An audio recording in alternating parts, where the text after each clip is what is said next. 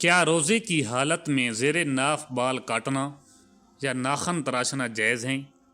قرآن و حدیث کی روشنی میں طہارت اسلام میں صفائی کو نصف ایمان قرار دیا گیا ہے۔ زیر ناف بالوں کی صفائی ان سنن فطرت میں سے ہے جن کا حکم اللہ کے رسول صلی اللہ علیہ وآلہ وسلم نے دیا ہے۔ صحیح مسلم کی حدیث کے مطابق فطرت کی 5 چیزیں ہیں: ختنہ کرنا، زیر ناف بال صاف کرنا، ناخن کاٹنا، بغل کے بال لینا اور مونچھیں کم کرنا۔ کیا روزے میں بال کاٹنا جائز ہیں؟ شرعی لحاظ سے روزے کا تعلق کھانے پینے اور مخصوص جسمانی تعلقات سے رکنے کا نام ہے۔ جسم کے کسی بھی حصے کے بال، زیر ناف، بغل یا سر کے بال کاٹنے سے روزے پر کوئی اثر نہیں پڑتا۔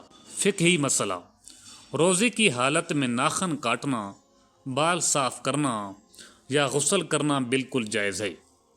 اس سے نہ روزہ ٹوٹتا ہے اور نہ ہی روزے کی فضیلت میں کوئی کمی آتی ہے۔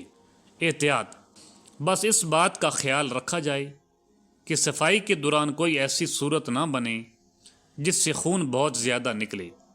اگرچہ معمولی کٹ سے بھی روزہ نہیں ٹوٹتا۔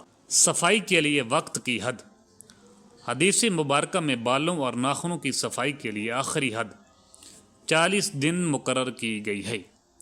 اگر کوئی شخص 40 دن سے زائد عرصے تک ان کی صفائی نہیں کرتا تو یہ مکروہ تحریمی گناہ کے قریب عمل ہے۔ لہٰذا اگر آپ روزے سے ہیں اور 40 دن پورے ہو رہے ہیں تو روزے ہی کی حالت میں صفائی کر لینا واجب ہے۔